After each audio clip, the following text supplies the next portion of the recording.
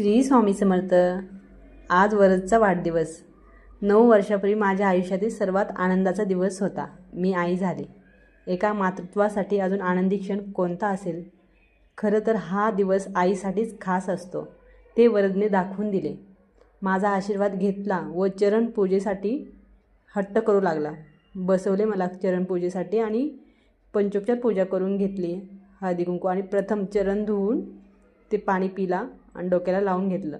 असं जर संस्कार प्रत्येक मुलाला जर असेल ना, आईचे महत्त्वही कळले पाहिजे. आणि कुठलाही अवघड काही क्षण असो, आईचा आशीर्वाद घेऊन जर बाहेर पडलं तर ते काही सक्सेसच होतो, यशस्वी होतो. परीक्षा असो, स्पर्धा परीक्षा असो, तुमच्या आयुष्यात काहीतरी संकट आलेलं असो, आईचा आशीर्वाद घेऊनच नक्की बाहेर पडणं खूप महत्त्वाचं आहे. आणि उजव्या अंगठ्याची पूजा करणं आणि ते चरण तीर्थ घेणं खूप महत्त्वाचं आहे. त्याने सर्व काही इच्छा पूर्ण होतात, यशस्वी होतो माणूस. तर अशा प्रकारे आणि मग वाढदिवसाच्या तयारीसाठी आम्ही बड्डेसाठी केक घ्यायला गेलो. केक घेतल्यानंतर मुलांना पार्टी द्यायची होती, त्यासाठी पावभाजीची तयारी केली. नंतर संध्याकाळी सर्व मुलं जमली. वरदनेही आवरून घेतलं आणि मग ऑक्शन झालं. प्रत्येक ताईंनी ऑक्शन केलं आणि मुलांची गर्दी तर खूप होती त्याचे वरदबरोबर फोटो काढण्यासाठी.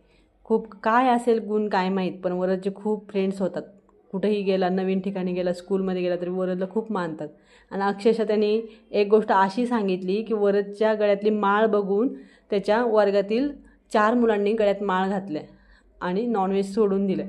म्हणजे ही गोष्ट खूप आनंदाची वाटली मला. म्हणजे आज ह्या छोट्या वयापासूनच त्याची सेवा चालू झाली. बड्डेसुद्धा दरवेळेस साधा सिंपल असो तरी पण काहीच नाही, हट्ट करत नाही कुठला. पण ह्यावेळेस मी त्याला सरप्राईजच केलं. त्याच्या मित्रांना पार्टीच दिली पावभाजीची.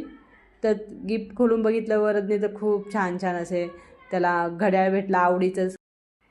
अशा प्रकारे वरदचा बर्थडे सेलिब्रेशन झाला. श्री स्वामी समर्थ.